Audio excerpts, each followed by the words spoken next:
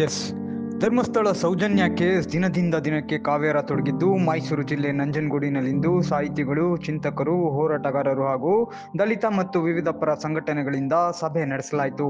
ತಾಲೂಕಿನ ಖಾಸಗಿ ಕಲ್ಯಾಣ ಮಂಟಪದಲ್ಲಿ ನಡೆದ ಖಂಡನಾ ಸಭೆಯಲ್ಲಿ ಪ್ರಗತಿಪರ ಹಾಗೂ ದಲಿತ ಪರ ಹೋರಾಟಗಾರರಾದ ಚುಂಚನಹಳ್ಳಿ ಮಹೇಶ್, ಮಲ್ಲಹಳ್ಳಿ ನಾರಾಯಣ್, ನೆಗರ್ಲೆ ವಿಜಯಕುಮಾರ್, ಎಐಟಿಯುಸಿ ಕಾರ್ಯದರ್ಶಿ ಸುನಂದ ಸೇರಿದಂತೆ ಇತರೆ ಪ್ರಗತಿಪರರು, ರೈತರು, ಹೋರಾಟಗಾರರು ಹಾಗೂ ದಲಿತ ಸಂಘಟನೆಗಳ ಮುಖಂಡರು ವಿವಿಧ ನಿರ್ಣಯಗಳನ್ನು ಕೈಗೊಂಡರು.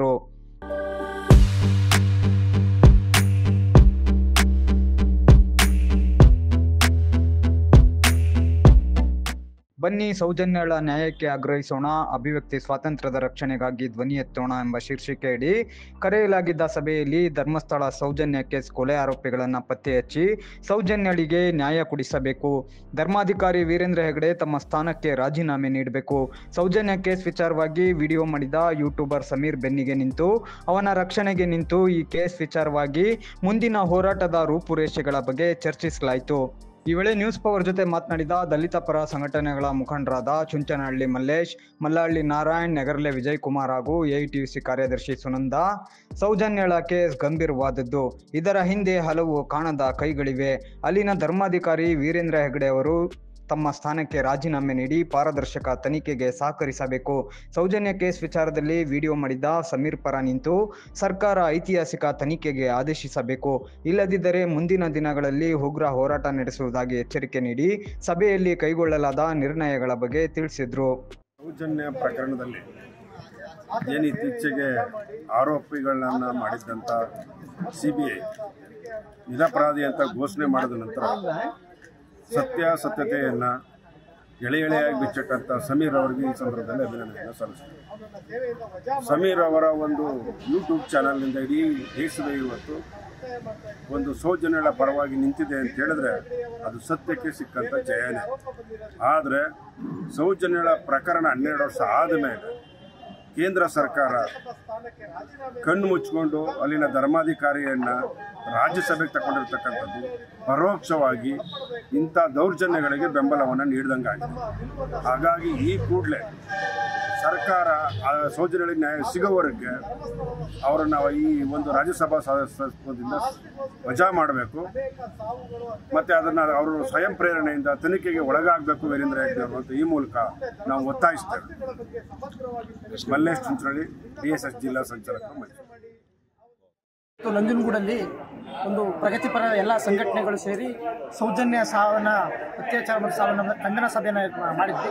ಇದರಲ್ಲಿ ನಾನು ಸರ್ಕಾರಕ್ಕೆ ಮತ್ತು ಇವರಿಗೆ ಒತ್ತಾಯ ಮಾಡೋದಿಷ್ಟೇ, ಈಗಾಗಲೇ ಸಾಬೀತಾಗಿದೆ ಏನಂತ, ಸೌಜನ್ಯ ಸಾವಿಗೆ ನ್ಯಾಯ ಸಿಕ್ಕಿಲ್ಲ ಅಂತ ಸಾಬೀತಾಗಿದೆ. ಕಾರಣ ಯಾವುದೋ ಸಣ್ಣ ಈಗ ಮೊನ್ನೆ ನಡೆದ ಚಾಮರಾಜಪೇಟೆಯಲ್ಲಿ ಹಸುವಿನ ಕೆಚ್ಚಲನ್ನ ಕುಯ್ದಕ್ಕೆ ಸದನದೊಳಗೆ ಚರ್ಚೆ ಆಗುತ್ತೆ.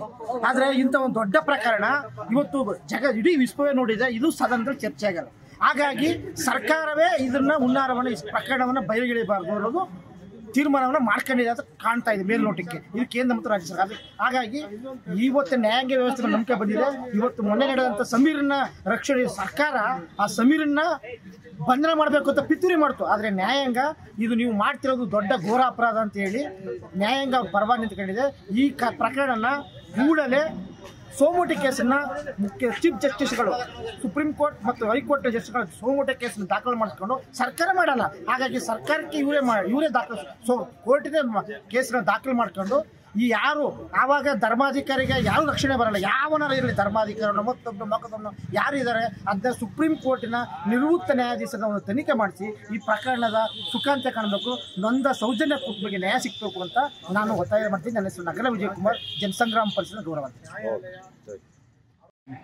ಇಂದು ನಂಜನಗೂಡಿನಲ್ಲಿ ವಿವಿಧ ಪ್ರಗತಿಪರ ಚಳುವಳಿ ಹಾಗೂ ಬುದ್ಧಿಜೀವಿಗಳ ಒಂದು ಸಮಕ್ಷಮದಲ್ಲಿ ಇವತ್ತು ಒಂದು ಸೌಜನ್ಯಳ ಸಾವಿಗೆ ನ್ಯಾಯವನ್ನು ಕೇಳಬೇಕು ಅಂತೇಳಿ ಹಾಗೂ ಪ್ರಜಾಪ್ರಭುತ್ವದ ರಕ್ಷಣೆಗಾಗಿ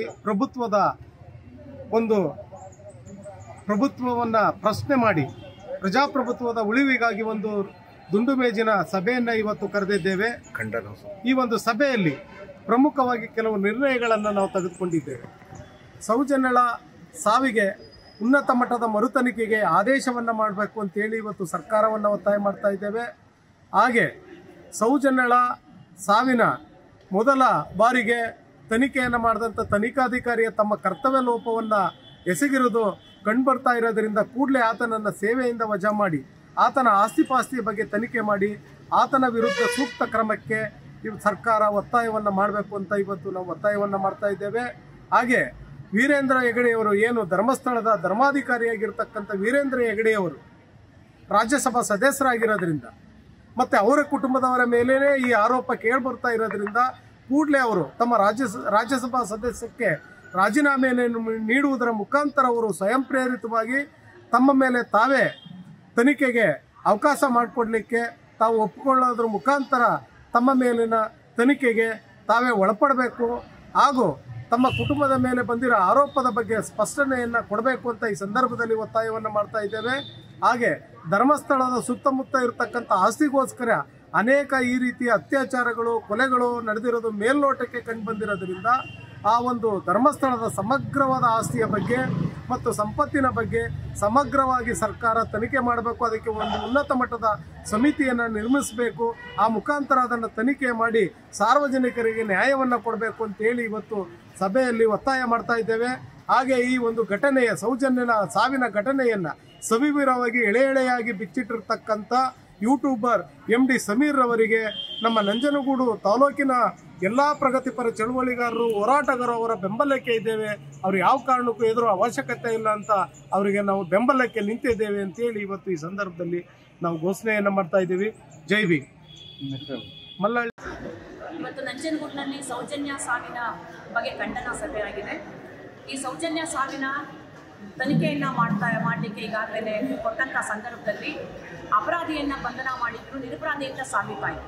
ಆದರೆ ಅಪರಾಧವನ್ನು ಮಾಡಿದವರು ಯಾರು ಅಂತ ಹೇಳಿ MD ಸಮೀರ್ ಒಬ್ಬರು ಸೋಷಿಯಲ್ ಮೀಡಿಯಾದಲ್ಲಿ ಯೂಟ್ಯೂಬ್ ಚಾನಲನ್ನು ನಡೆಸೋವಂಥವ್ರು ಅವರಿವತ್ತು ಒಂದು ವಿಡಿಯೋವನ್ನು ಮಾಡಿ ಹಾಕಿದ್ದಾರೆ. ಅವ್ರ ಬಗ್ಗೆ ಸರ್ಕಾರ ಅಂದರೆ ಪೊಲೀಸ್ ಇಲಾಖೆ ಕ್ರಮವನ್ನು ಮಾಡ್ತಾ ಇದೆ. ಬಳ್ಳಾರಿಯಲ್ಲಿ ಸುಮೋಟೋ ಕಾಯ್ದೆಯನ್ನು ಹಾಕಿದೆ.